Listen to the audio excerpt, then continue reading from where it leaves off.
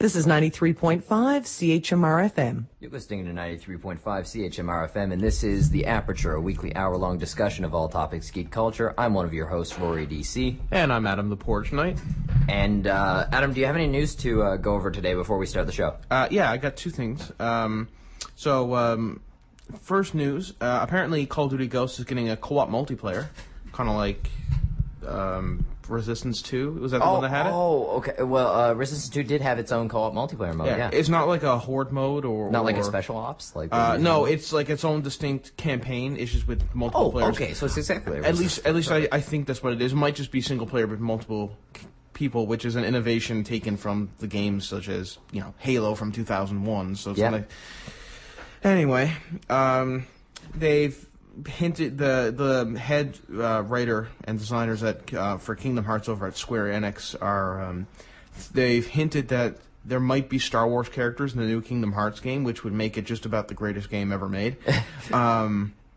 There's a new Ratchet and Clank game. I don't know if you ever played any of those games. I'm familiar with Ratchet and Clank, of course, Insomniac. But... It's called Into the Nexus, and they say it's going to be a return to the traditional Ratchet and Clank game. Sorry, because apparently I'm not a big Ratchet and Clank fan. Never really played in the games, although I've always wanted to because they've looked like a lot of fun. Yeah. It looks like they're trying to go back to the way it was, because I gather from that statement the past couple of games have been kind of like leaving the formula a bit, and the game is about their Ratchet and Clank are transporting these villains to like a prison planet, and they get trapped in the scariest, most haunted portion of space, and you have to try and find their way out. Which, it kind of, I guess that's par for the course for Ratchet and Clank. Because the games always seem to be like really, really like cartoonish and like fun. So yeah, no, absolutely. That's the vibe I get from them as well. China, I don't know if you hear about this. China's thinking about lifting its ban on consoles because one of the big. One of the reasons that they're banned in China is because they're not made in China exclusively.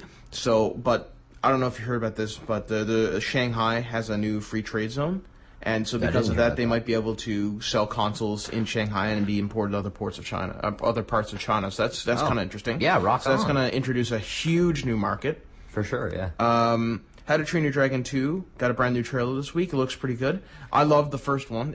Excellent DreamWorks movie. Go Jay Baruchel. Yeah. We support Jay Baruchel on this program. He's an awesome guy. Well, not literally support, sort of more morally. There's we no actual support going on. Although if he came in and he had his leg broke, we would probably we'd help him out. Yeah, we'd help him out. All the trailer showed was just Hiccup and Toothless flying around, and not much else. Hiccup got a cool squirrel suit. Okay, I love squirrel suits. They're freaking awesome, and it looks like Toothless is going to be a little bit older. Like in the first movie, he was 14, 15. Now he looks like 18 or 20. So that's interesting. Apparently, there's a group of crazy people out there who are trying to petition, who started a petition to try and return the X-Bone back to its pre-E3 state in terms of DMR, used games, and online connectivity. I've heard similar complaints. I remember, I think I was watching Painkiller already or something. Woody? Woody, yeah. I love Woody. Don't get me wrong. All right, he's a great guy. I've said that before on the program before immediately going to criticize him. Yeah, about this very topic, I believe. I think he was one of the gentleman who was particularly upset that they had sort of changed their stance. And no, changing their stance was a good thing. The fan outcry was unbelievable, right? When they said all that stuff about the DRM and the 24-hour logins, and Woody even himself said he was 80% in the PlayStation camp after that conference. Yeah. So it was a good move. To go there, Woody. Yeah, exactly. Yeah, well done. No, well done. I say well done to Microsoft for changing their stance, sort of admitting they were wrong. That's a sign of a good company. Yeah. Still not going to make them buy their system, but Bioware did the same thing with Mass Effect 3. They didn't change the ending, but they greatly expanded upon it, because that's all I really wanted. I didn't have a problem with the ending, except for the fact that a lot of detail was left up to the wind. And they released a DLC for free. It was completely free. And if you download the DLC, you get extended endings. Which I loved it. It improved the game immensely for me, because I loved the game 100% up until the ending, and the ending was it was good, At least my ending was good because there are multiple endings, but I was just like I could have used more, and that's exactly what they expanded. Right, and that's it. Contrasts that to Fox Broadcasting Network, who didn't renew Firefly. Show, didn't we? They didn't renew They didn't bring back Firefly after fan outcry. They didn't bring back Dollhouse after fan outcry. Yeah, after fan outcry. Well, I think that's why. I had heard a suspicion that that's probably why they didn't cancel Dollhouse after the first season. Yeah. Was because they were too scared of the Joss Whedon fans again. Yeah. Which is nice. But actually, Dollhouse, can I just sort of say this before we get on to the Pixar and whatnot? But that I think Dollhouse season 2 was actually amazing. Yeah, it was good. Yeah. So well done to Joss and Jed. And Marissa. Good job.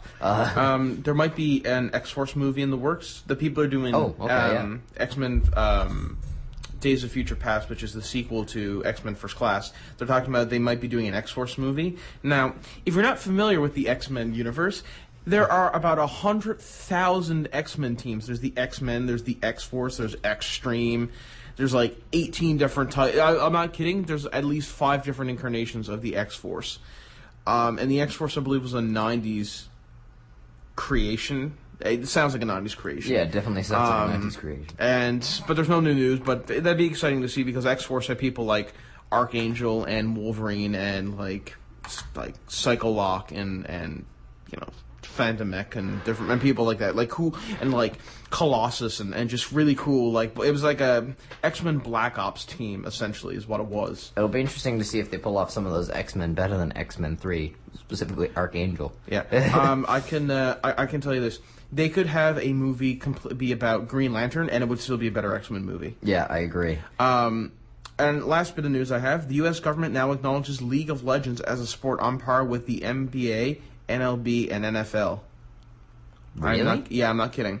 That's intriguing. I like that. They say because now people who are competitors in that can get special visas, like I'm assuming sports people can. Right, yeah. So... it's interesting. That's intriguing. Okay, good. I doubt we'll be seeing a League of Legends, league, for lack of a better term. Well, there is a league, of course. No, but I mean, appearing on, appearing on, exactly, Sports Center. We're not Korea. We're pretty far from it. Yeah, well, exactly, yeah. Geographically League of Legends is one of those things. I don't play League of Legends. I've always wanted to. I never have. It's not my thing. I'm not, what is it? I forget what the arena style... what's that type of game? I don't even know what they call it. I'll look it up, but there's a specific type of name on it. To get the Wikipedia up here. Also, went to see a movie this week. Oh, what movie? I know what movie. Yeah, of course, yeah. But thanks for leaving into that. I really liked it. Now, I should prerequisite by saying I have not seen the book at all. And by seen, I mean read. I've clearly seen the book. I've not read the book at all. I've read the synopsis online, and it looked like because I wanted to know a little bit about the book when I was going in to see the movie. It looks like a really decent book. Yeah. It's something I honestly want to pick up and read, even though I'm kind of done with zombies. The movie, nothing to do with the book, at least what Wikipedia's told me the book is about, but still... one of the best zombie movies I've ever seen. That's good.